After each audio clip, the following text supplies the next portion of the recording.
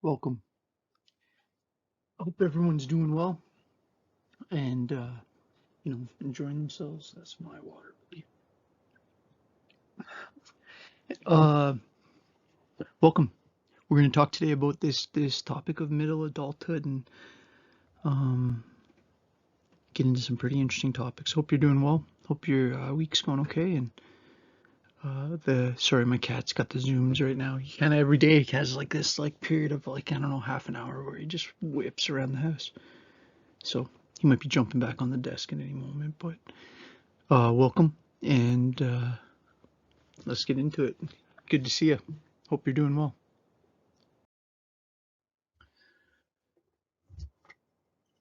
Okay, so the first main point for today is this concept of generativity, and this is Erickson's second last stage, and it speaks to this time in. Oh, you can see in the word generativity the word generate or even the word generation. This idea of generating impact.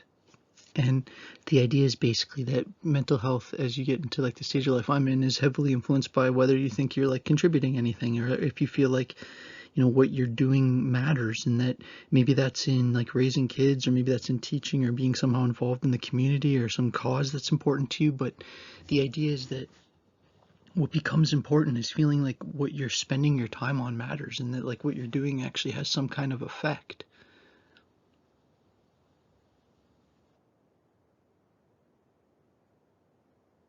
Right? Because the opposite of that is not, right? The opposite of that is feeling like what you're doing is meaningless and doesn't matter.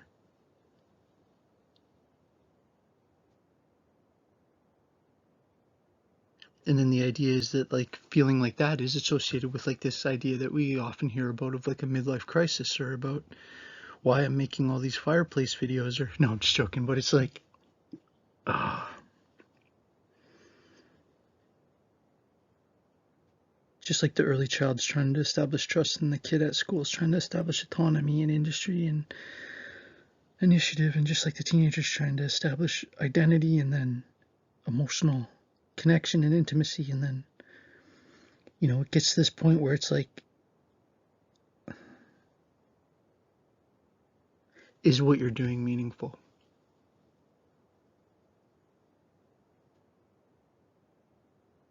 Are you generating any kind of effect? Because the idea to Erickson is that if people aren't in a position where they're generating, or if they're not in a generative position, or if they're not in a situation where they feel like a meaningful connection to the next generation, that what they're doing actually matters, that there's this tendency to stagnate. And I use that picture of like a stagnant river, right? Like you can see that pond that doesn't, you can just read into it. Maybe there's not any streams going into it or from it, and that water's just sitting there, and maybe it's filled with bugs and bacteria and parasites. And you don't want that to metaphorically represent your life. To stagnate means to stop growing, to be stuck. If I was to say I'm like really stagnated with this project, it'd be a weird way to say it, but it basically would mean I'm like stuck at where I'm at. I don't know how to move forward. This failure to establish generativity can lead to a pervading, like all-encompassing sense, like total sense of feeling stagnated, like a personal impoverishment, right? Not impoverishment in a financial sense, but impoverishment in relation to like sense of purpose and meaning and authenticity and value and true humanity, right? That there can be, and again, why would you care about this? Well, you're going to be at this stage. You're not going to be in your 20s forever. It's like there's going to be a time when what matters is different. And what is definitive of mental health is a little bit less like who am I and how do I fit in and who am I going to be with? Like that's kind of identity plus intimacy. It's like what becomes the focus is what am I doing? What am I doing with my life? What am I spending my time on? What am I putting my energy towards and my money towards and my effort towards?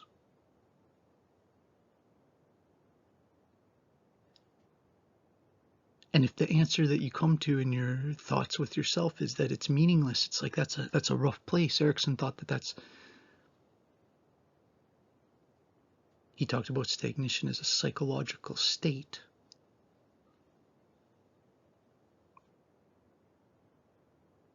I guess I said isolation, I meant to say stagnation.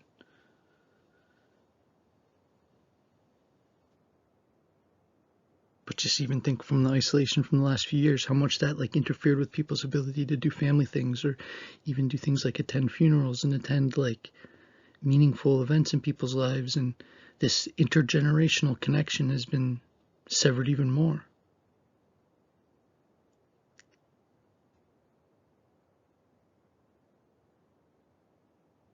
It's not healthy for us to feel like our life doesn't matter, and that our work doesn't matter, and that what we're putting our time into is meaningless.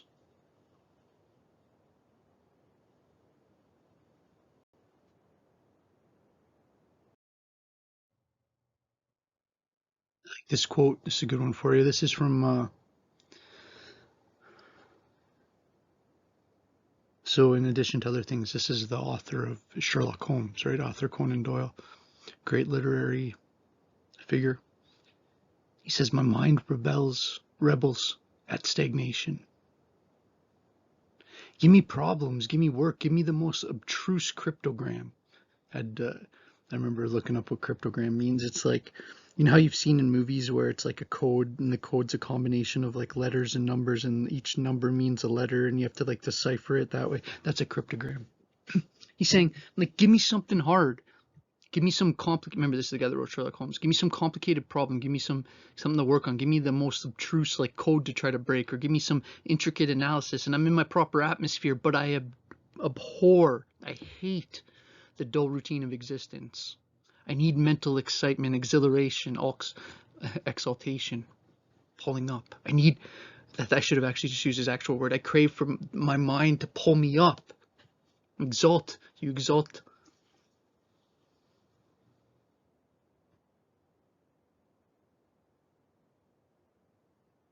Towards the heavens. It's like,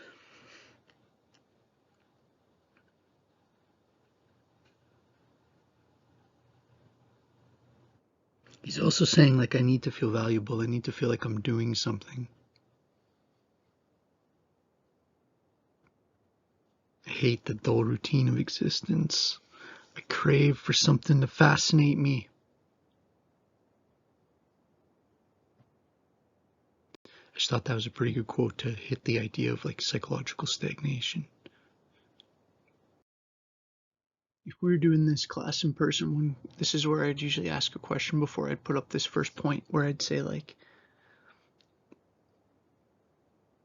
do you think more men or women who currently don't have babies view themselves as future mothers? Like, okay, I could have said that way better.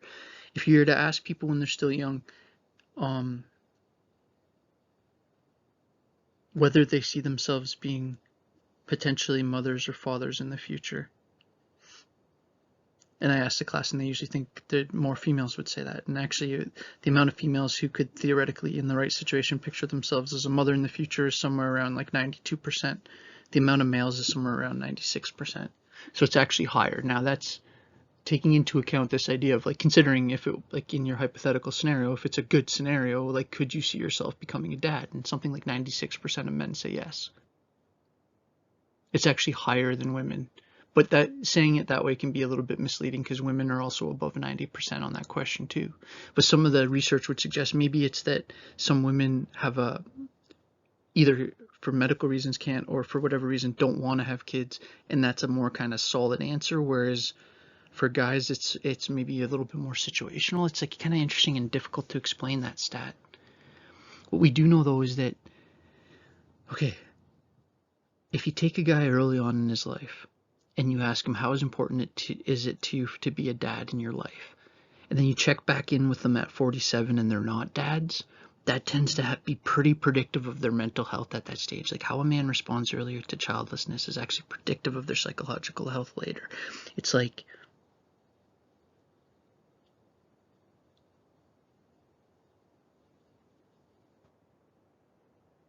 so like the title of this slide is The Impact of Childlessness, Not Having Kids. So now that kind of makes sense, right? That people that when they're younger see themselves as future fathers would be more hurt by not having kids than people who don't vision themselves that way. And it's also this interesting thing, and I experienced it myself. It's like, and I actually was just, I told this morning's class, I didn't say this in this video. But oddly, I brought this up in a completely different context this morning with my Kitchener students, but that I was recently talking to my buddy Mike Prosu, who's just had his baby, but I was talking to him a little bit before, and he's a new dad. He's a good friend of mine I grew up with that lives out in Lethbridge, Alberta now. But I was talking to him, and he was saying like he doesn't know if he's like ready and stuff, right? And part of what I was saying is there's aspects of it that you can never prepare for, but that will emerge immediately. Almost as if we're not the first humans on the planet and we have some kind of deep connection to our ancestors. That maybe raising a kid or even another person's child, so if you like start dating someone that has a kid and you become a significant person in that kid's life, it actually brings out of you things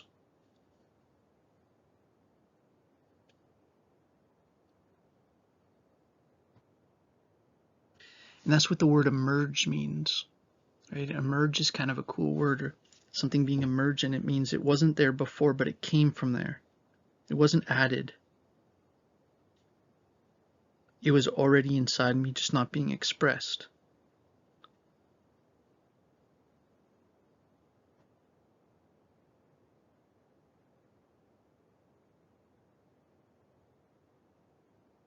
Like the way I'd be willing to change like anything, even behaviors that are hard grained to help my kids.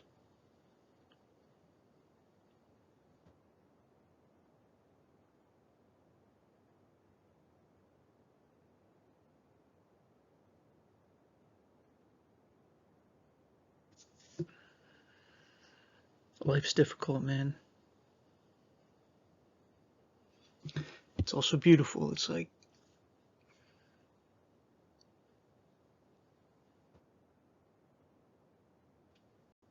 all right, I don't have to have my midlife crisis on this slide.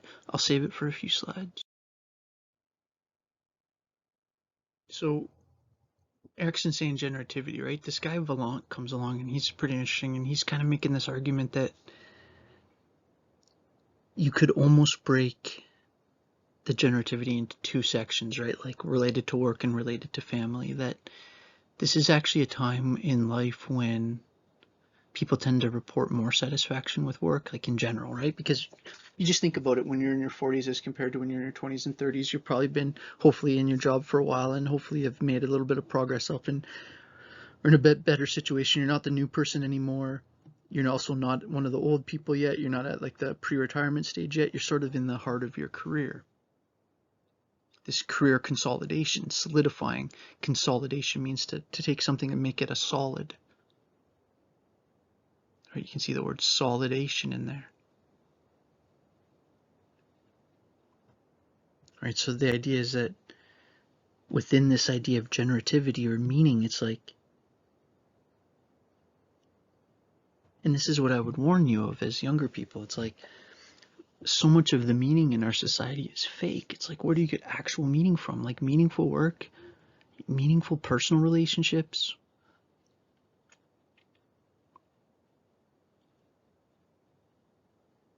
maybe religion, maybe real philosophy. It's like,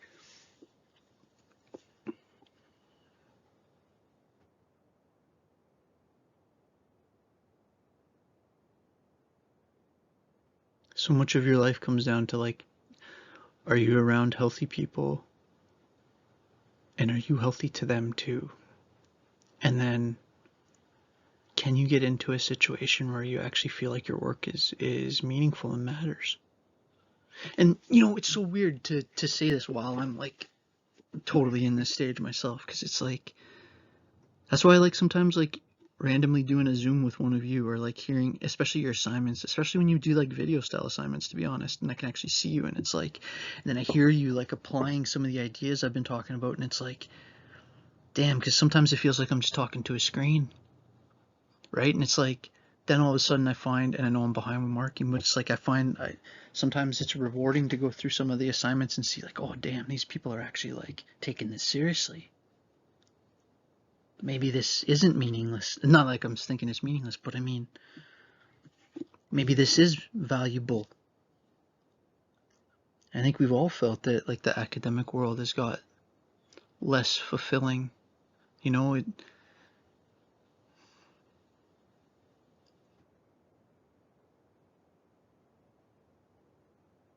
in a way that's why I try to like set these presentations up as best I can, and then just try to be honest with you. It's like, I'm not going to be at Nipsing forever. It's like,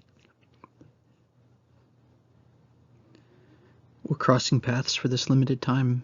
I want to try to convince you that like, you're, you're so special. You have so much. I don't know how to not make this sound corny, but like, be careful how you limit yourself. It's like, you're the next generation of scholars. It's like, don't be told to quiet yourself.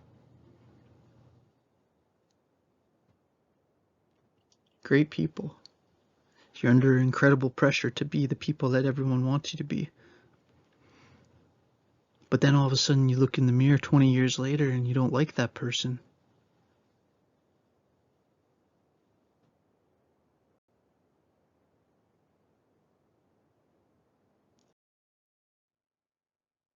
This is another piece of this, is that like, and I don't, this isn't like gonna all be a downer presentation, but like,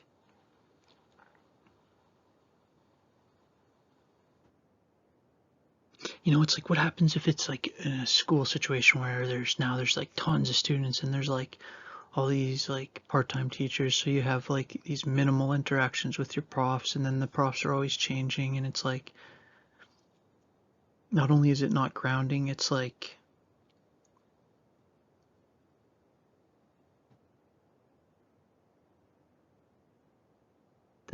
the history, the identity of the program shifts. It's like, my Kitchener program, in a large way, I'm a keeper of meaning for that program. Like, I've been in that program now 14 years, and I try to keep the heart of the program consistent, as I know Roxana fights to keep the heart of this program consistent.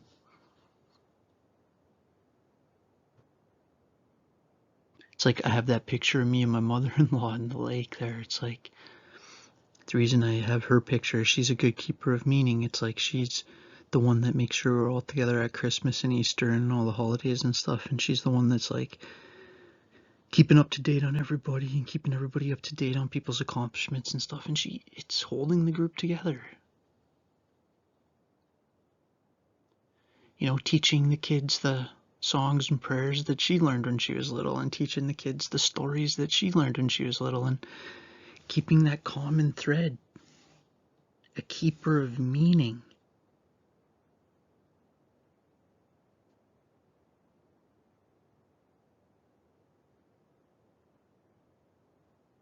To preserve the values and institutions to benefit future generations. It's like, I know we're in this like time where everyone thinks everything that's old is bad. Careful with that.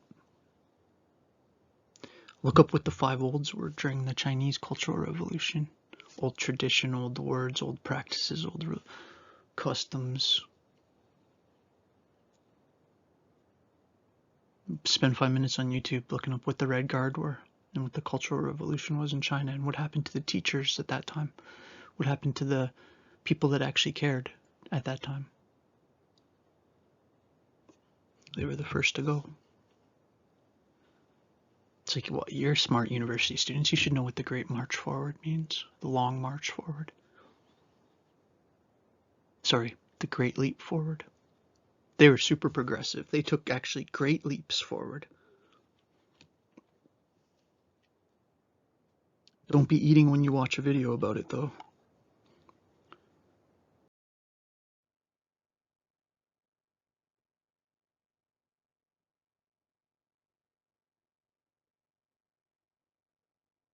I'm doing all these awkward long pauses today. I don't really know why. It's like, I don't know. This is a picture of my family camping. This is my wife's side of the family. My wife's actually in the green shirt there closest. Her sister's behind her there, behind the tree, sort of hiding another sister, and then her fourth sister is like 1, 2, 3, 4 in on the left. The good-looking guy with the huge orange plates. Yours truly.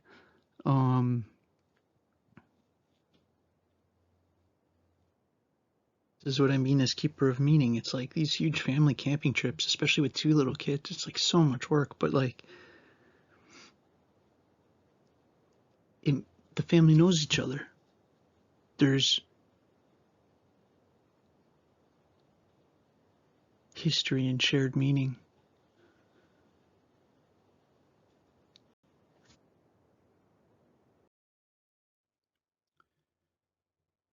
So both Livingston, who has his like life cycle theory, and Erickson have this concept of like a midlife crisis.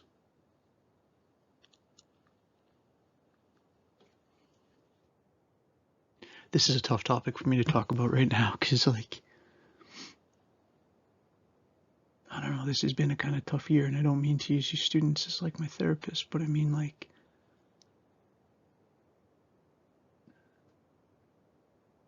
so what's a midlife crisis? It's like, well, midlife crisis is sort of when you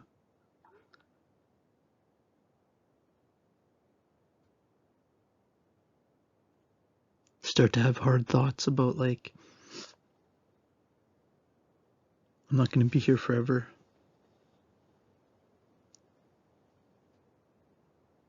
And that has both like really practical things like setting up life insurance for my kids, but also like philosophical implications.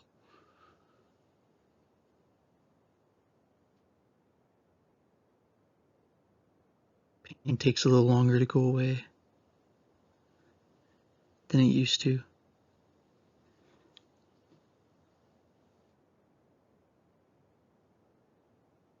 That's not even talking about things like kids and keeping the marriage strong and taxes and your own work stress. It's like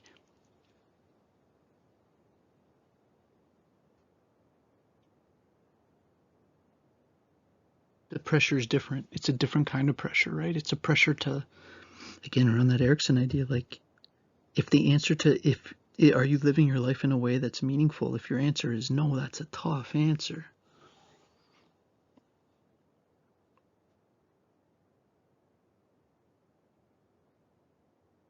So I say they're like Livingston and Erickson both argue that there is such a thing, that each person needs to confront,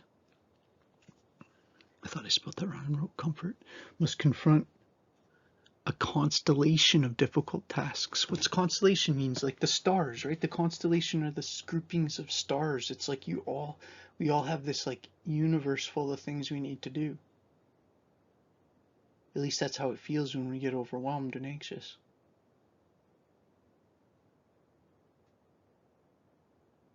And it's normal. It's as normal for me to be feeling this as it is for a 15, 16-year-old to be struggling with who they are, or for someone your age to be, your age, somebody in their early 20s trying to like figure out who they're going to be with and who they're going to be.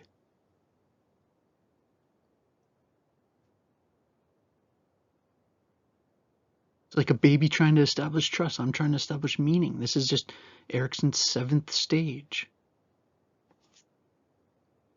Right? It's like Erickson, he was onto something with that psychosocial model, that we're under different psychological pressures based on the social reality that we're in, largely influenced by age. The psychosocial, right? Your psychological and social world are intimately connected.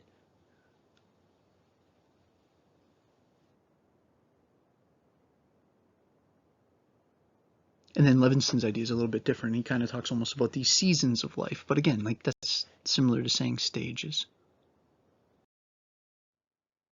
It's like,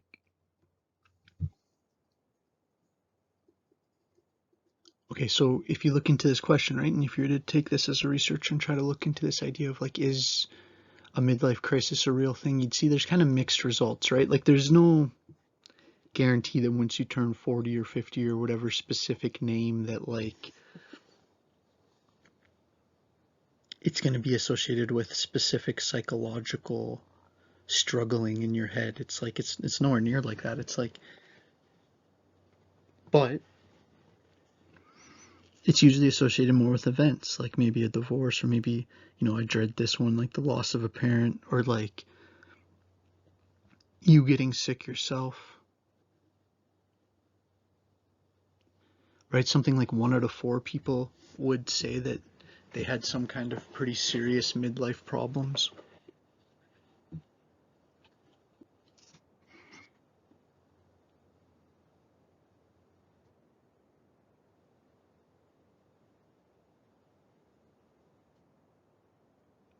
I saw this meme the other day. There was this guy, it was like, what a man means when he says, I'm doing pretty good.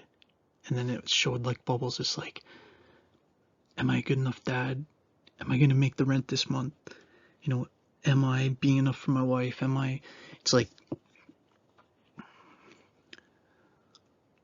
100 different things. Yeah, I'm good. Next question.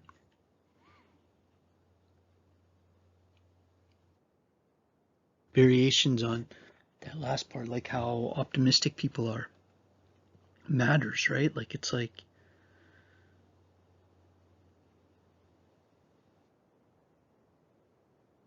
I don't know, for this example, I wish I had a picture I could easily show you, but my grandma, she was an amazing lady. She used to be like, oh, my crickety old bones, and she would just kind of laugh at her physical limitations.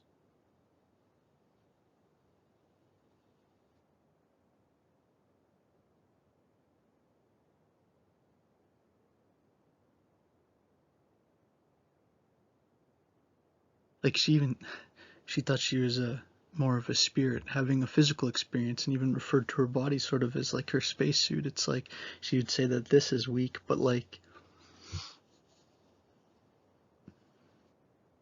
you construct it.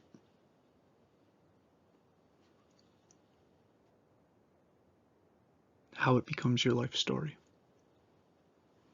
Right, so the idea is that like the research shows that about 1/4 of people go through something they would significantly call a midlife crisis, and it's not caused by like a specific age. It's caused by these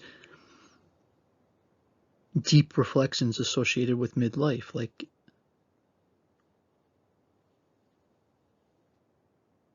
was I the dad and husband and teacher and son that I would like to think I am?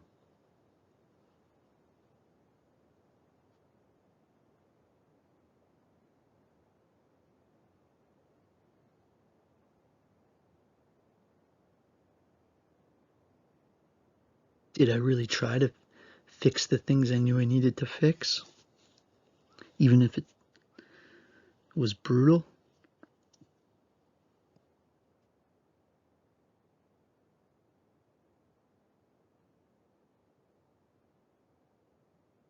Did I own my habits, or was I owned by my habits?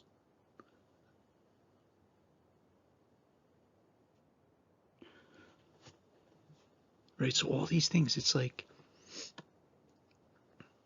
because where's the crisis coming? The crisis is coming from the realization you don't get a round 2. There's no round 2.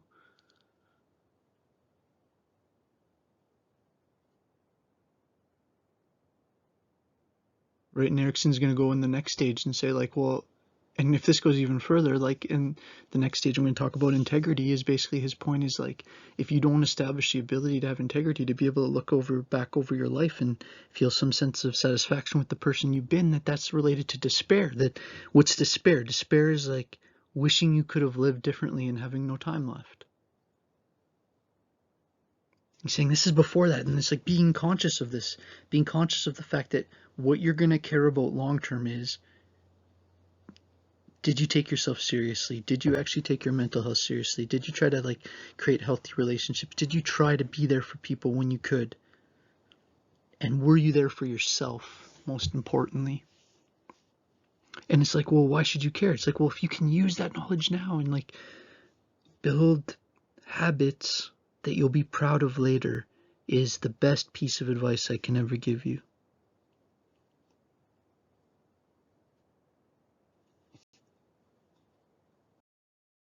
And like sometimes people get overwhelmed with stuff and like, here, don't touch the mic. So I want to give two words over these next two slides: the idea of role strain and the idea of role conflict. Right? We're all occupying numerous roles. So let's say like at the start of this term when I was trying to like I had that issue with like having to update the syllabus, and then at like the college everything was going pretty wild, as you've probably heard, and then like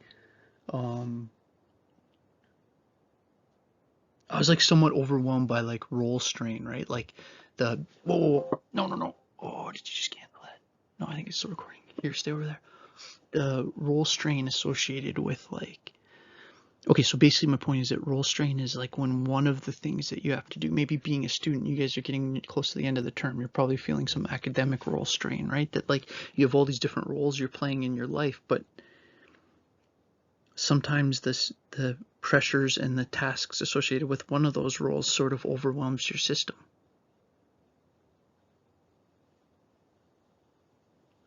Right? So the definition, or so remember, role is like similar to the idea of playing a role in a movie. If you're going to be a firefighter in the movie, you got to play that role. It's like, okay, well, I play the role of like parent and the role of employee and the role of your teacher and the role of my parent's son and the role of a husband. And it's like sometimes some of those roles themselves are very straining, and we can have role strain associated with when one of those roles sort of sticks its head up way too much, right? It's like, again, I'll use the example of like exam period for you. It's like probably it feels hard to balance things like work and personal relationships and stuff like that during exam week because the push of the one aspect, the one role gets so intense. Right? Like this picture of this guy that seems like he needs to have like 6 arms to keep up at work.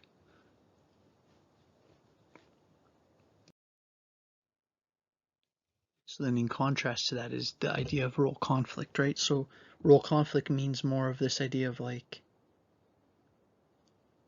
oh man, I can't think of a better example than in the fall. In the fall, I would like, I might have already told you about this, but I would start teaching my Conestoga class 2 days a week. Maybe it was actually 3 days a week at 8 o'clock on Zoom.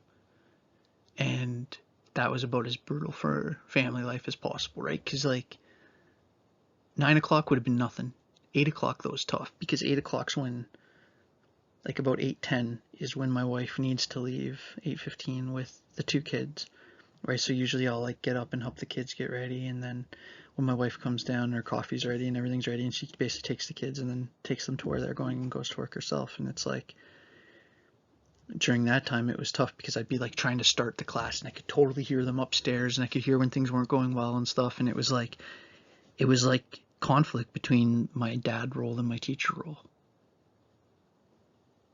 When any situation in which 2 or more of the roles are at least somewhat incompatible, I can't be helping upstairs and doing a Zoom at the same time.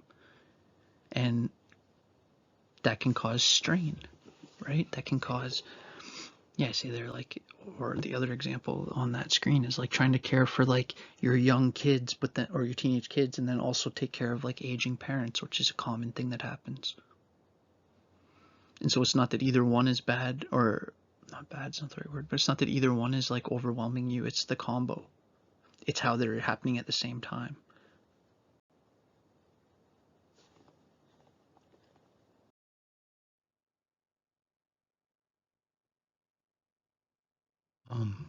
This is a time in life when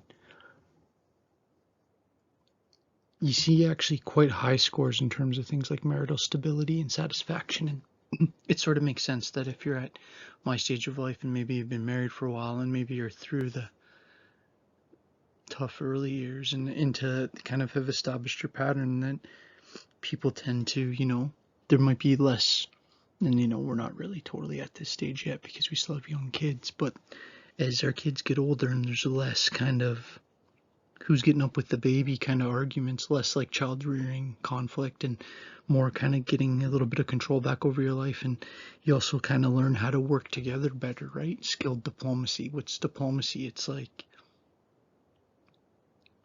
you know, a diplomat, somebody that represents a country and goes somewhere else, right? And like diplomats from different countries meet and talk, and the diplomat, theoretically at least, is supposed to be representing their country.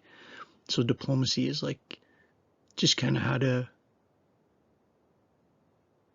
skilled diplomacy is just a cool way to say like getting good at solving conflict. It's like every relationship you'll be in will have elements of conflict, and it's like how do you deal with it and how do you move forward and come to decisions and problem solve and weigh situations where you're not on the same page and decide how to work through things that are stresses.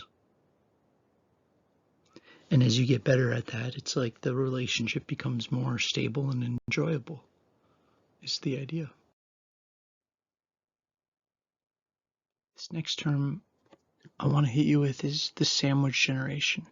Now, this is this idea that in middle adulthood, the family role involves giving assistance in both directions of the generational chain, right? So forward and backwards. So that'd be like when my parents get a bit older and maybe I'm helping taking care of them and still trying to raise my girls. It's like you're sandwiched in between the two, right? You see the dad there with like the grandpa in the wheelchair and then the baby in the carriage, and that's sort of the idea of helping growing children and aging parents at the same time, right? And the idea is that it's the period of your life where you're most likely to be giving more than receiving in both directions.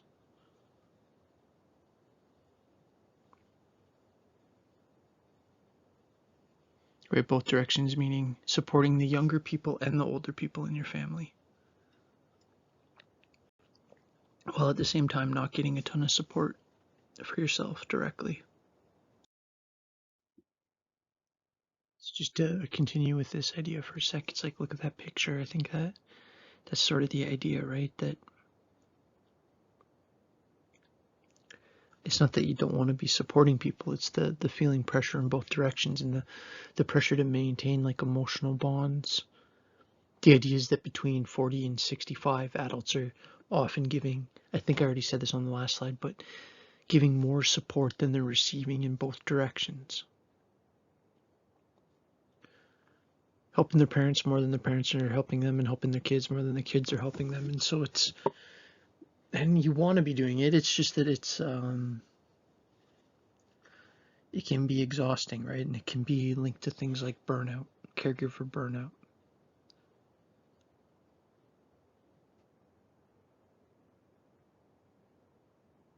There's a lot of caregiver burnout, and that's a problem because it's the best people. It's the people trying to do good things for people, and it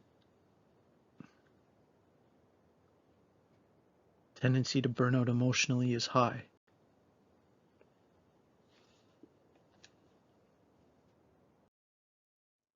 Sorry, I don't mean, I know this, I've had like a weird vibe in this video, and I don't know, it's been a kind of weird week, but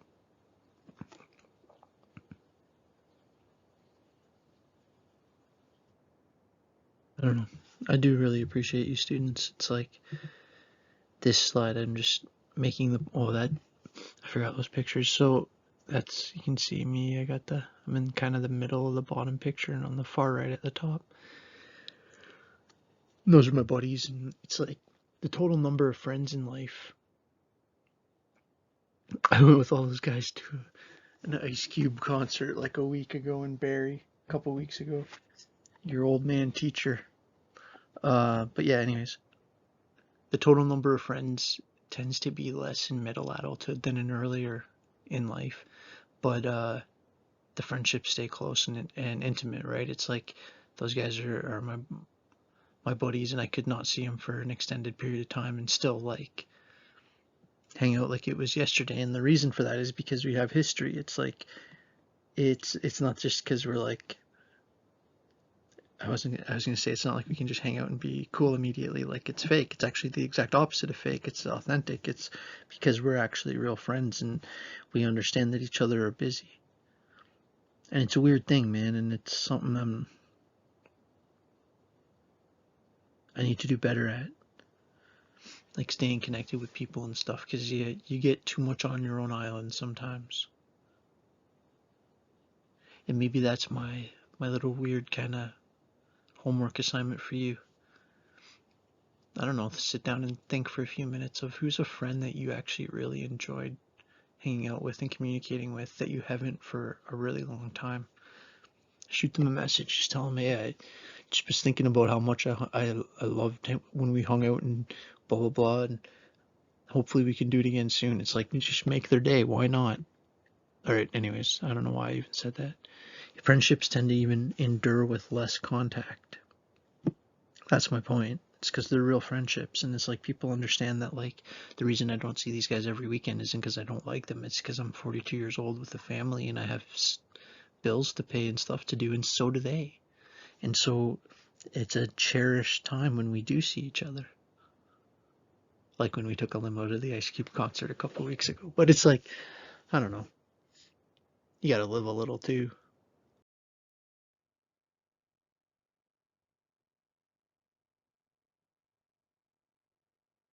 It's interesting because I was just like emptying the nest, right? So what's this concept? This is the concept of like, and I know that you're all smart people. It's like you guys can kind of, you guys and girls can all like copy down the note while I'm talking, right? And I'm gonna kind of rant around the topic a bit. This is obviously a bird metaphor, right?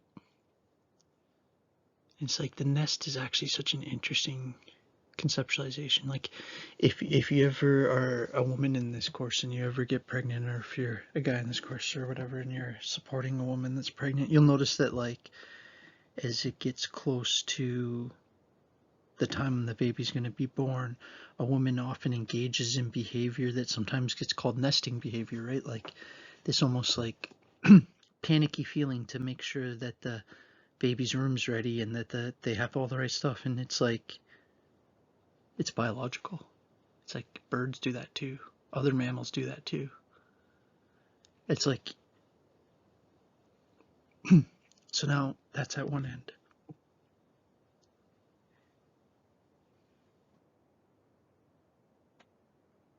Sorry, my laundry machine just made a super loud noise. I hope you're not hearing all that. Anyways, the other end of the spectrum's like, well, then what happens to the bird's identity when its babies leave the nest? And so it's interesting because you often talk about empty nesting as like this negative thing, but it's when you actually ask women that are going through it, they tend to describe it as positive. And it's weird, right? It's not that they don't want to have their kids around. It's that, like, often if you ask them about it, they'll talk about how they had maybe now more time to themselves and more space and more this and that. And it's not always considered negative. It's actually often talked about as positive. Um, Now, a lot of times nowadays, with the changing world and with the crazy house prices and stuff, and I would actually probably encourage this to most of you, it's like a lot of people are still staying at home, right? And it's like, well, or going back home, and it's like, well, why? But again, it's like, well, people are staying in school longer, getting married later, having kids later, buying homes later, if at all. And so,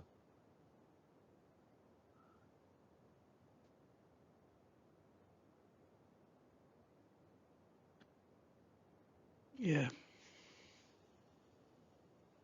that boomerang or adolescence, just like a made up word to kind of signify a transitional period almost, or what we've called that other points in this course, emerging adulthood. That this revolving door can be stressful for middle aged parents, right? Obviously, just because it's inconsistent. Anything that's inconsistent has stresses associated with it. But my point is that it's only,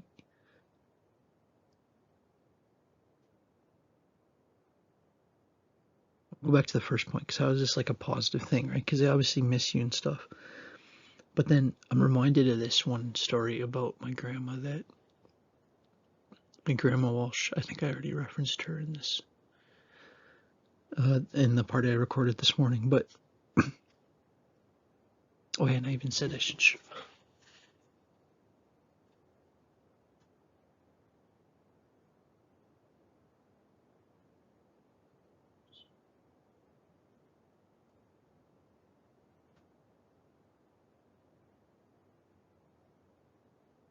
I should have done this between slides.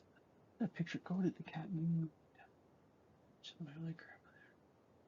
But anyways, I have a nice picture I usually have right up there. But my grandma scratching my back. That's what she would always do. And she had strong nails, and she would like. No, I've been spoiled now. I have like multiple back scratchers at my desk, but it's like they're nothing like the real thing. I miss her. It's like a lot actually, and maybe my favorite person ever till I had kids and was married and stuff. It's like I remember when she died. We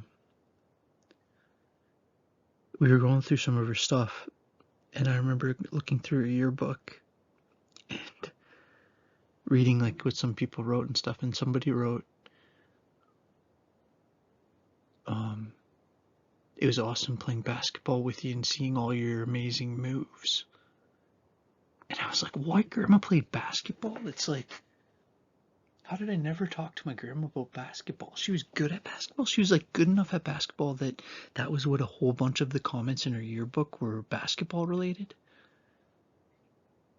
Like my favorite sport to watch. Like I grew up more as a hockey and soccer player, but my favorite sport to watch.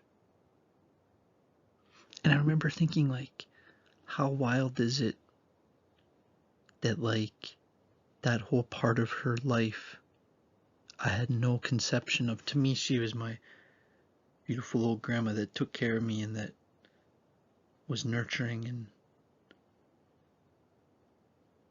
I almost didn't even think of her as her own person. Like you almost think of people and how their role relates to you. That was one of like my biggest wake up calls on that. That's a weird way to end that slide, but I think I'll leave it in. So actually I will leave the last part in because it segued weirdly decently well.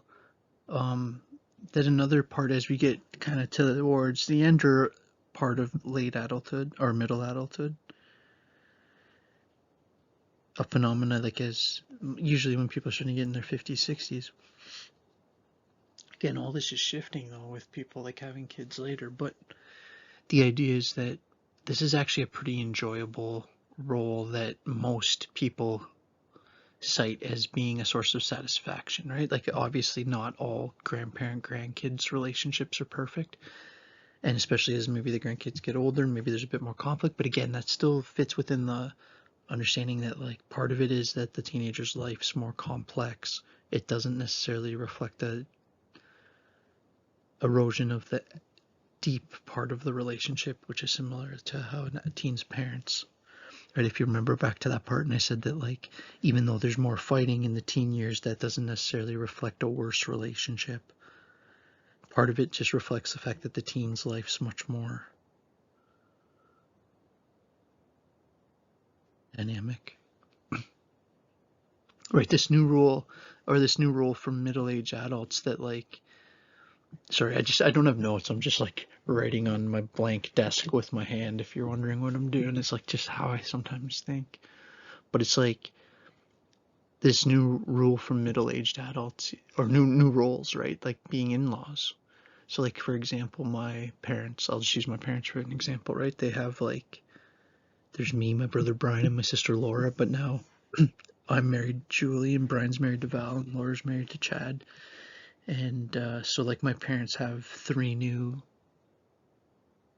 in-law children, right? Son-in-laws, 1 son-in-law and 2 daughter-in-laws.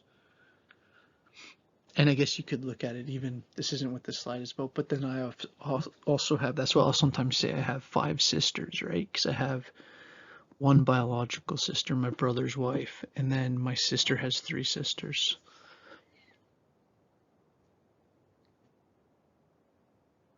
And I don't know why I even said that.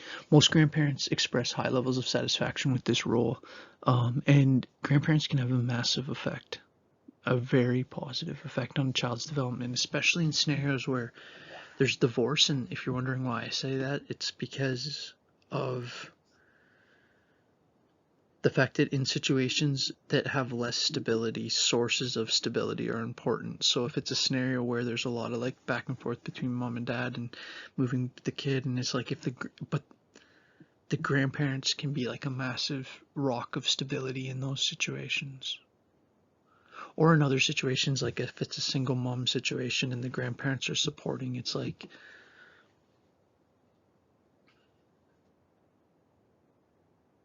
I even remember, I might have already told this story, but it's like a quick story that I remember when we had our first daughter, Evie. It was so wild because it was like, and I already mentioned it in this presentation that it was, or maybe I didn't. Sorry, I'm like deja vuing. I actually talked about my wife's pregnancy with my morning psych class. This is the second time in this presentation I've deja vued about my morning class, but for whatever reason, we weren't even talking about this topic. And my wife, there was complications in the first pregnancy, which my wife's all the way upstairs. She'll be like, "What are you talking about?" But so she had to have like surgery immediately after and stuff. And then so when we came home, she wasn't very mobile, obviously. And so it was like a kind of wild first 2 days. And then I remember, because I had never been a dad before, I'd never cared for a baby before. I was like super green to it, right? Like green meaning new to it. People don't say that anymore, being green to something. Anyways, that was like a 90s thing. But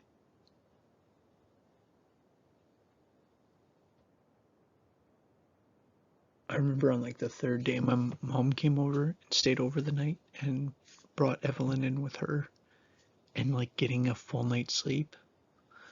So like I think my point is just like grandparents can play a major role, especially in those moments when there's increased vulnerability, like right at the beginning or during stressful times, or in situations where mom needs help, or where there's lack of stability, or like divorce, or in situations where there's a traumatic problem or whatever, right? That they can have major impacts on a child's development.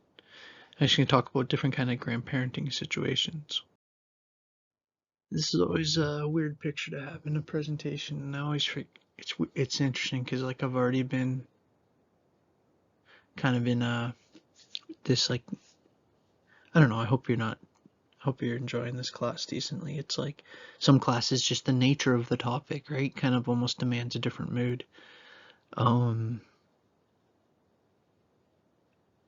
again, I already told you I've just kind of been having a weird week, but I'm still showing up for you. It's like the thing is that this picture is kind of hard to look at because this is my mom when she was going through cancer treatment, and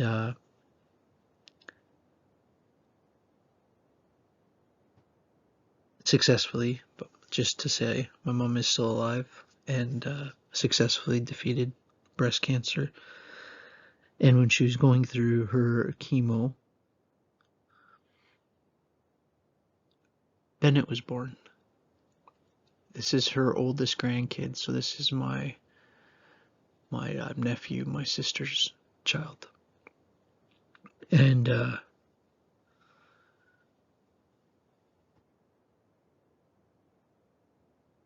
Bennett changed my mom's mind from being a patient to being a grandma.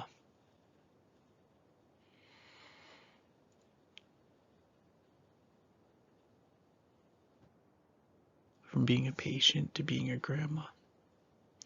Think of how that. Man, we don't know how as people in psychology, we do a major disservice when we underestimate that mind-body connection, when we underestimate the spirit.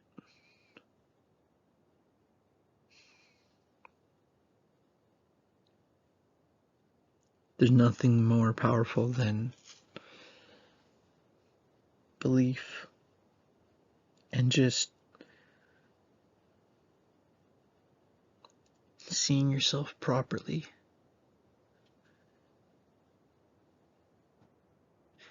You're not just this patient, even though you're fighting through this difficult thing. You're also this most special person in the world to this young child. You're the grandma. You're the one that's gonna like be where he goes for sleepovers, and you're gonna maybe spoil him with treats and stuff, and that mind state is psychotherapeutic in the truest sense of that word.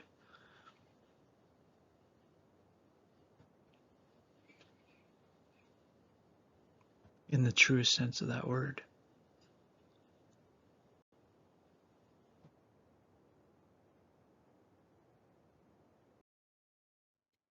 All right, I'll rein it in a bit. I know I'm getting a little not even emotional. I'm not. It's weird because I'm not like teary or anything, but I do feel like I'm being a little bit like, dude, why so serious? But it's like,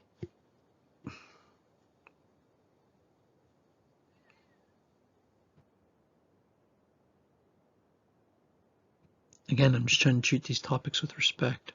So about 30%, so this is like kind of just rough statistics, right? It's like saying,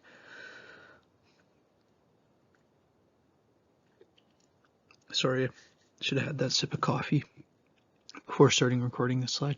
About 30% of grandparents have like what would be considered a remote relationship, right? Like seeing their grandkids less frequently. They have obviously then less direct influence on development. Well, and again, depending on,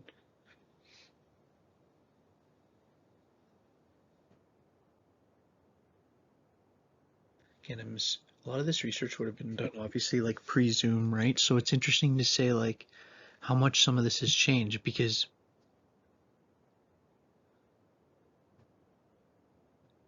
the role of the grandparent, basically what I'm saying is like if there's a grandparent and the kid's like say like 7, like if my parents for some reason live somewhere else and they were like zooming every day with my daughter, I could see them still having like a big influence on her development, on my 7-year-old, but not really my 2-year-old, right? My 2-year-old's not really going to get anything from a Zoom.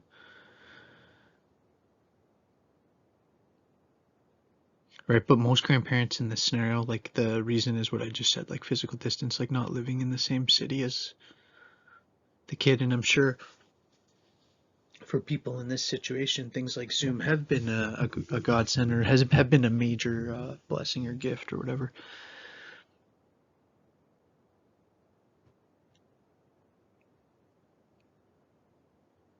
All right. Yeah, it is kind of cool because it's like, um, let's put this up and you can write it down while I have my old man reflection. It's like, well, maybe it's appropriate for this conversation, right? That like we've been talking a lot about the idea of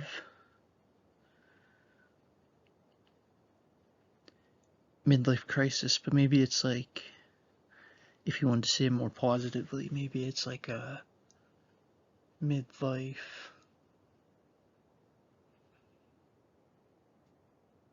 life review or something, right?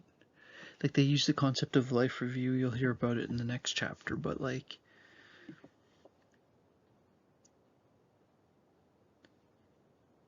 again, it's like what I was thinking when I started. Now I've been rambling like 52 seconds. I haven't even said anything yet. This slide, I'm sorry. And it's like, I don't know. I know the education world right now is crazy.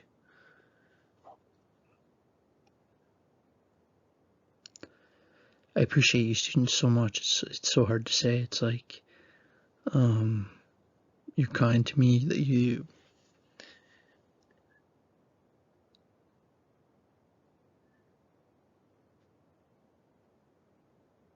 I think we understand each other good. You know, this microphone listens well. And I think like, that's just something I used to always say, that it's a good listener, but it's honestly, it's not that, it's that I'm sitting down here. It's a weird experience, right? It's like almost 10 o'clock on a Friday. I meant to have this earlier for you.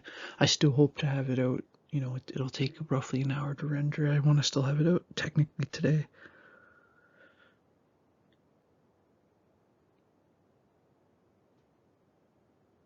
just like sitting here, me and the cat.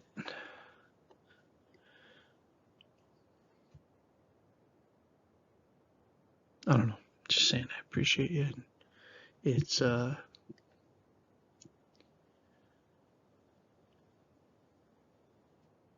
I know, like,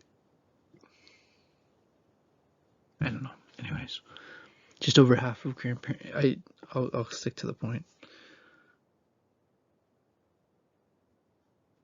It's just weird doing a presentation on like midlife crisis as well, like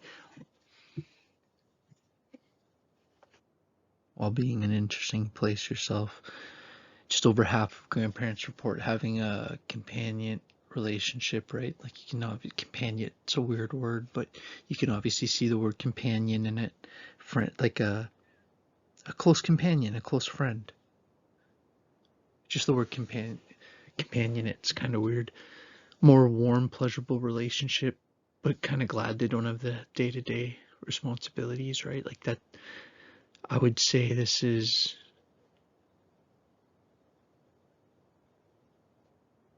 I would say that's like my parents and my wife's parents. Except when my youngest was little, we were actually really fortunate. We're doing childcare now with this Katrina girl that we really like, with my 2-year-old, and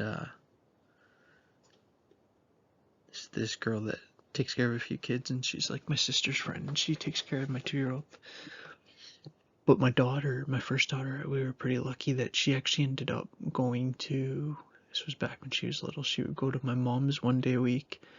Her Aunt Courtney's, like my wife's oldest sister, 1 day a week, and then my wife's mom 3 days a week. So during that time, Janet, like my wife's mom, the person that was in the water with me in that one picture earlier, it's like she was more of an involved relationship, right? She was more involved in the actual like day-to-day raising. She was like literally. It wasn't all those things, right? Like we weren't living in a multi-generational house, like we weren't living together, but she was very involved in the childcare. Not quite as intense as some of those sub points, like it wasn't really full time, but you get the point of like full time daycare basically. Very involved in the daily kind of rearing or raising of the kid.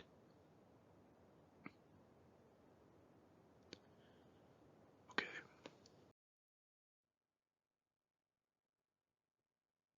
Is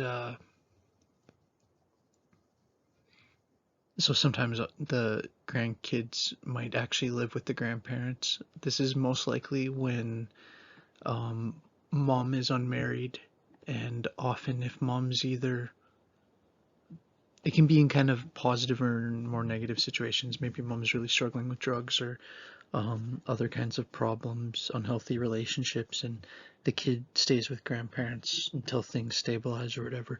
But it could also be much more positive, like mom's going back to school or doing like an advancement in her career and needs the support, right? It's like the extended family support. But then again, like, so some grandparents are so involved that they're actually like the primary custody. The role of, I thought that this was kind of interesting, and this kind of links back to um, that last point. Let me just skip the second one for a sec. That last point kind of links to that story I told a little while ago about my grandmother's yearbook and the basketball thing. It's like I only saw her as my grandma, right? It's like she was old from the time I was born. It was it almost like, I obviously, if you had to stop me and been like, Mike, your grandma was a teenager once, I would have been like, yeah, obviously, like every other human being that's ever existed, and she was a kid once. But I never really thought of her like that, right? It's like she died when I was like in my probably about 20, probably about the age of some of you, and she never got to meet my kids, unfortunately. She did meet my wife.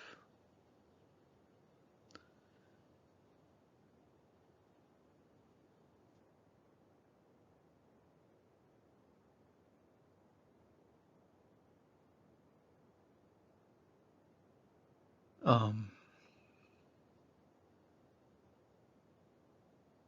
Sorry. For a lot of people, the role of the grandmother is more broad.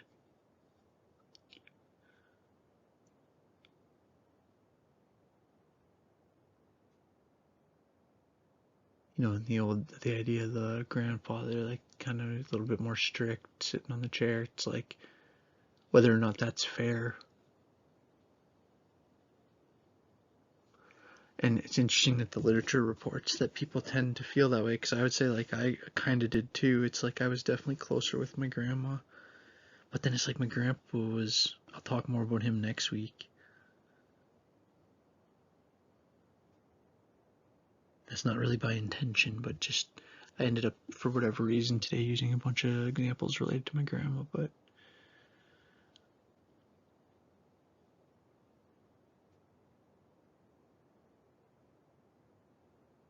yeah, the role of grandma is often just a more broad, like, you see your grandpa in a couple ways, you see your grandma in all these different ways, and closer, and it's like that's pretty common. Obviously, there's going to be exceptions to that.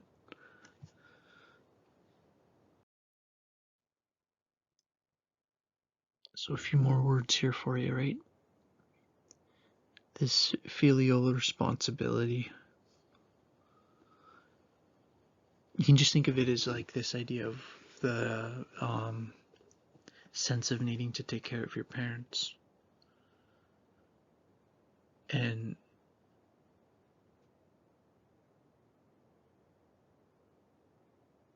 it even means, like, it's weird, I'm even getting to that stage, right? Like, I got a house in Kitchener here, and I got a decent sized backyard, and how it's zoned. I was actually telling my mom the other day, it's like, if, say, Dad was to go first, it's like, we should buy one of those sick mini houses, and I'll crane it into the backyard, hook it up with Wi-Fi and water, and it's weird to be at the stage where you're starting to think of that. It's like I want to make sure that I have a plan in place for if my parents get sick.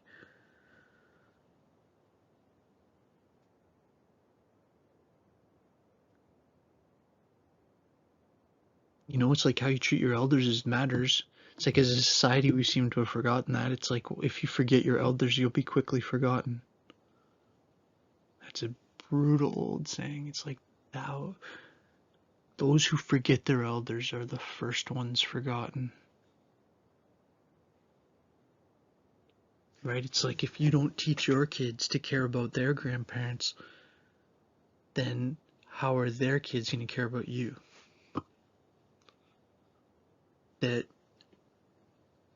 That's the whole idea of lineage.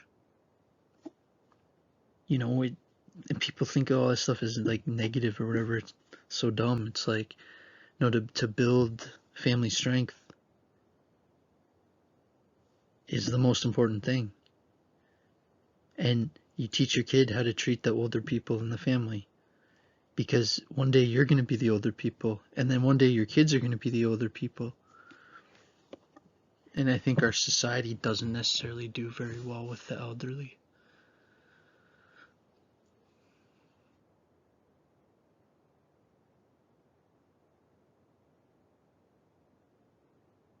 And the thing we need to realize too is this idea of caregiver burnout. I already talked about it, but that I just wanted to have this point, right? That depression and low marital satisfaction, you can see why. It's like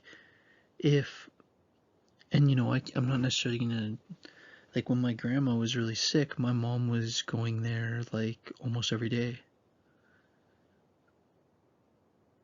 And I don't know if I was conscious enough of, or not conscious enough, but like aware enough to notice if my mom experienced depression. I haven't really asked her that directly.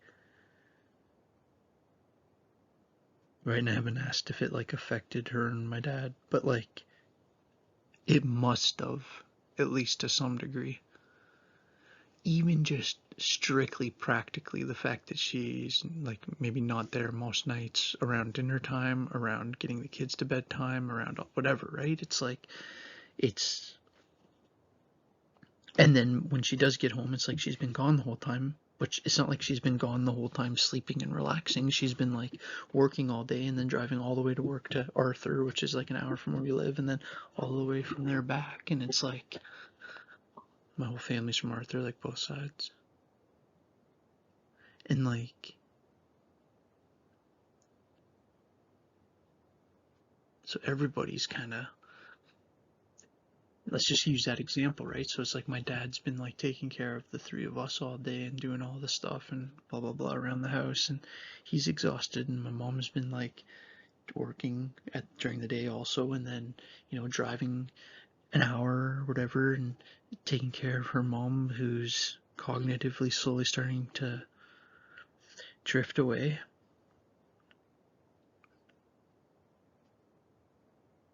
And so she's dealing with all the emotion of that, right? So obviously that affects the interpersonal relationship, right? Part of me when I'm presenting this like wish is that I was like a little more attuned to that at the time, right? I'm like really kind of understanding this and explaining it to you very much in hindsight.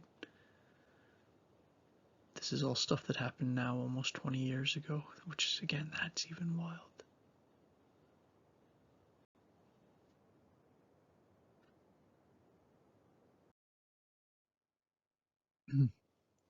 So that's not my mom or my grandma, that's just a picture off the internet, but I thought it was almost like the perfect picture of caregiver burnout. And I put on the slide, like, notice the love and the exhaustion.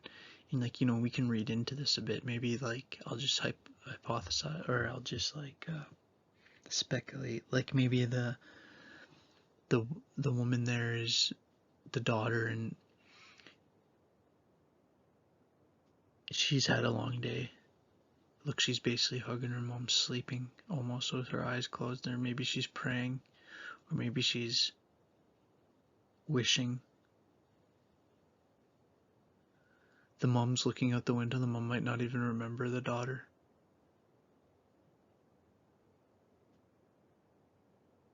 Notice the love, notice the exhaustion.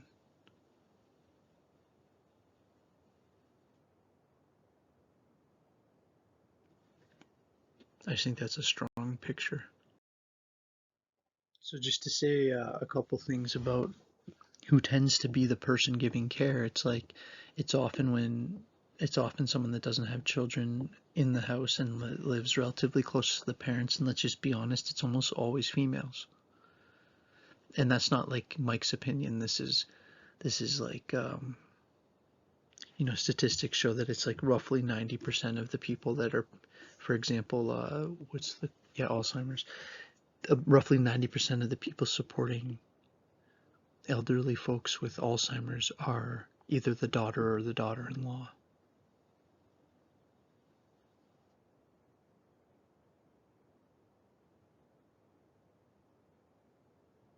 Now, and again, we could get into a whole side conversation about why that's the case and all that kind of stuff, and about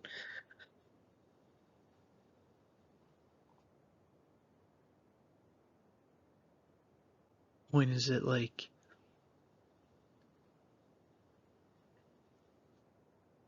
you want to do whatever you can to help these people from burning out, because these are some of the most productive people in our society. These are people that are like holding down their own stuff and also supporting the vulnerable members of their family.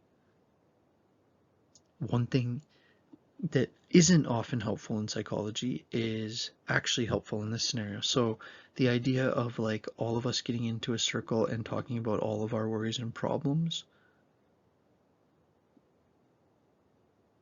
Now maybe on TV you've seen that in like an Alcoholic Anonymous meeting, and that's actually another scenario where it sort of does work. In most psychotherapeutic scenarios, you're not doing that. You're not like group sourcing other things to be anxious about. But the thing is that so anyways, I'm just saying that like there's certain situations that group approaches to psychotherapy make more or less sense. And if you're interested in that topic at all, the absolute most important book to read is called, I can't think of it off the top of my head, but the guy's name's Irvin Yalom. That's Yalom. and it's called like 11 Therapeutic Principles or something like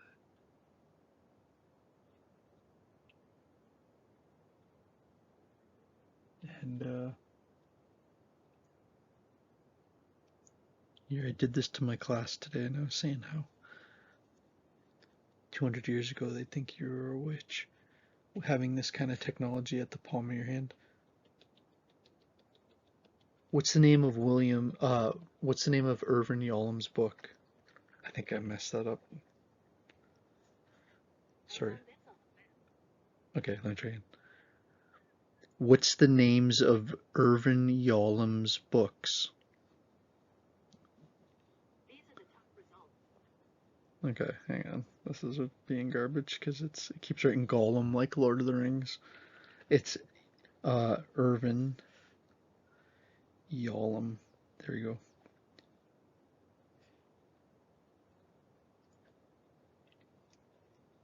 Existential psychotherapy is one. I thought there was one that was called like 11 Therapeutic Principles or something like that.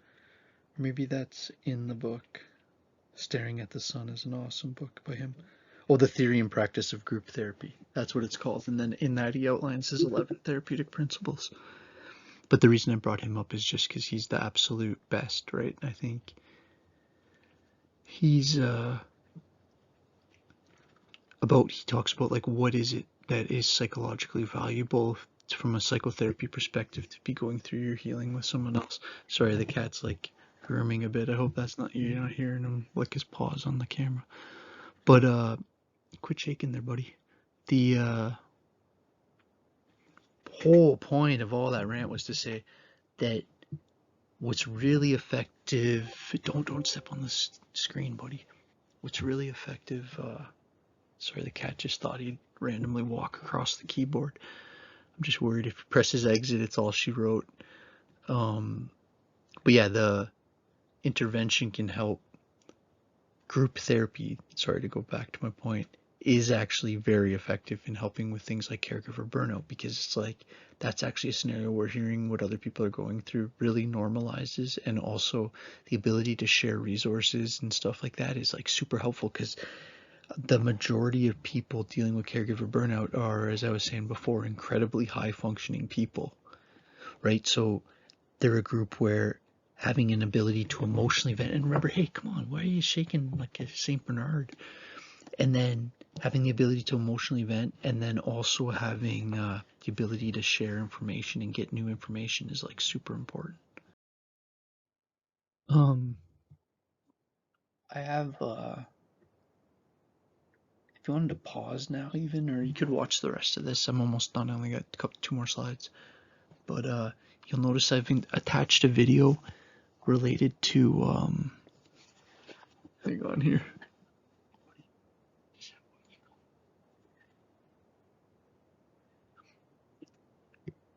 Okay.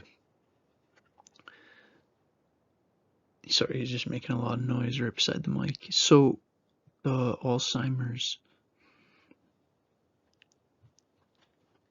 I want to talk about for a sec. Oh yeah, what I was gonna say is just that I attached in under this week, you'll see that it'll say like the student version of the PowerPoint, this video, and then there's another link, and that links to a video I want you to watch about the Tau protein, right? Which is how I think, in my opinion, they're probably going to solve Alzheimer's, right? That what happens is that there's these Tau proteins, that there's this Tau is like a piece of it that starts to break off, and it actually is the unwinding of these connections in the brain, right? Experienced as memory loss. Yeah, anyway, so just watch that. It's a really interesting little video. You don't need to know it for the test or anything. It's just to show you, and it's like the story I would tell now about my grandma is I remember that the one time I had a Christmas party, this was like right before she died, and she was starting to forget almost everyone. This is my same mom's mom, and Grandma T, we called her, because her first name was Tess. And I can clearly remember this because I was sitting with her. I might have told you this, but I don't think so. I was sitting with her, and she scratched my back probably. And she still remembered me, Michael, or whatever. And she's like, I remember my brother walked over, right? Who she's known his whole life. And my brother walks over and sits down and talks to us for a second. Eventually gets up and goes. And she looked over at me and was like, he's a nice boy. I wonder who that is. And I was just like,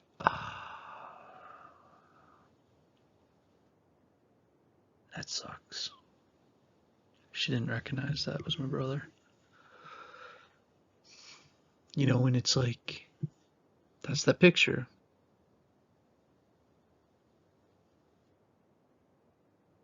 And how much of your relationships live in your memory, and how much of who you are lives in your memory, and how much is your life in your memory.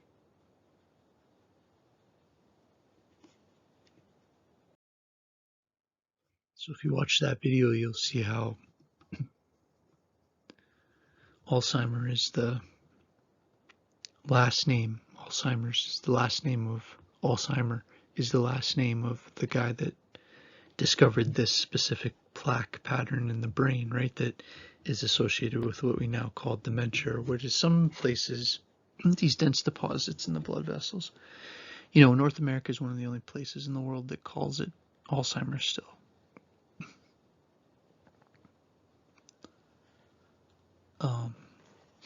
A lot of places in the world are starting to call it type 3 diabetes. Alzheimer's is this progressive, at this point, irreversible brain disorder. Progressive meaning it keeps getting worse. That's characterized by this gradual deterioration or breakdown of your memory, your reasoning, your language, and eventually even physical functioning. It's the most common form of dementia. Right, so all Alzheimer's is dementia, but not all dementia is Alzheimer's. Once the destruction of the brain tissue from Alzheimer's disease happens, it's unlikely that any treatment would reverse the damage, right? So you might be able to eventually have a treatment that maybe slows it, or maybe, slows it. But the idea is once the connection's gone, it's gone. I don't know if any medicine's going to make her remember that that's my brother, sort of. Right, the deterioration, you could have this written down if you want. This is like the technical way to say it, that there's a deterioration that's characterized, or that you would say, like, what kind of deterioration? Well, what really happens is the formation of these amyloid plaques, right? So what Dr. Alzheimer's learned is that I'm going to show you a picture on the next slide, but there started to be these amyloid plaques, which you would define that as this dense deposit of protein in the blood vessel, right? So even just think of how you think of like plaque on your teeth. It's not the same thing really, but it's like, it's basically just stuff in the blood, right? These like dense deposits of protein in the blood. And these neural fibrary tangles, twisted up pieces of neurons, right? Neural fibers that are composed of this protein tau. Okay, so this would be my like cue point for that video that I've connected is about what tau is. And this is where I'm saying, like, understanding this protein is probably long-term where the genetic cure for this is going to come from. In my humble opinion, it seems to make sense. Okay, so please watch that video. Okay, so this is the my last slide, but this photograph shows a slice of a normal aging brain on the left, and then on the right it shows a slice of a brain being ravaged by Alzheimer's, and you can see that, like,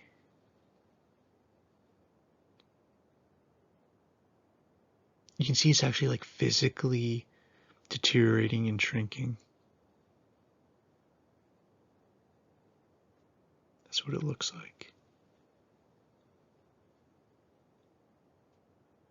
All right, and again, I apologize if this lecture had a kind of weird vibe to it, but you're great students. I've really enjoyed working with you. I'm going to get your marks back. I know I still have to do the first reflection. I meant to do that like a while ago, and I don't know how I got out of rhythm on that, but I understand that that's on my list. That's actually second on my to-do list. I have to another thing for my other job that I need to do too. But so I'm going to be on that soon, okay? And how this class is. And if you've been in my class before, it's like, I guess I'm asking a little bit for trust on that, right? Like, I'm not gonna. I'm